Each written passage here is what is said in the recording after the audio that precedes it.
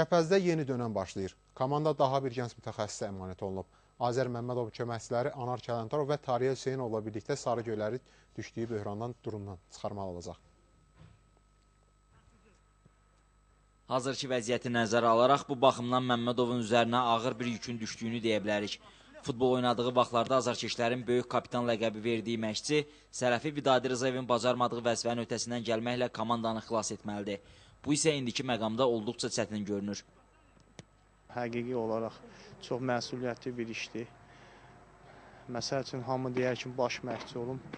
Ancaq baş məşqçi elə olmaq elə demək deyil ki, elə baş məşqçi oldun, sən klubda böyük vəzifədəsən. Ancaq bunun məsuliyyəti həddindən artıq böyükdür. Onu dərk elədim mən. Mən elə fikirləşirəm, Kəpəz kimi komandanın baş məşqçi olmaq sevindirici bir haldır.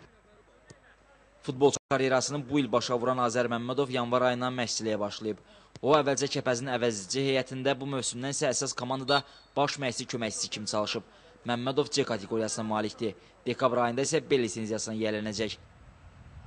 Bilirsiniz, ilk addımlarımı atıram. Hələm baş məşqçi olaraq ilk addımımdır. Bana çox adam o sözləri deyir ki, o komandanın vəziyyəti pis idi, sən tələsdin. Ancaq mən onunla razılaşmıram. Nəyə görə razılaşmıram? Çünki əvvəl-axırı bir addım atmaq lazımdır. Mən elə fikirləşirəm ki, mənim indi vaxtım idi qabağa atılmağım. Peşman da deyiləm.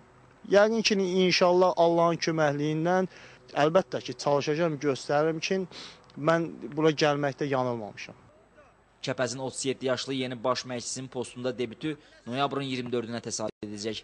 Azər Məmmədov həmin gün doğma divarı arasında komandasını Qusarın Şaxta klubu ilə görüşə çıxaracaq.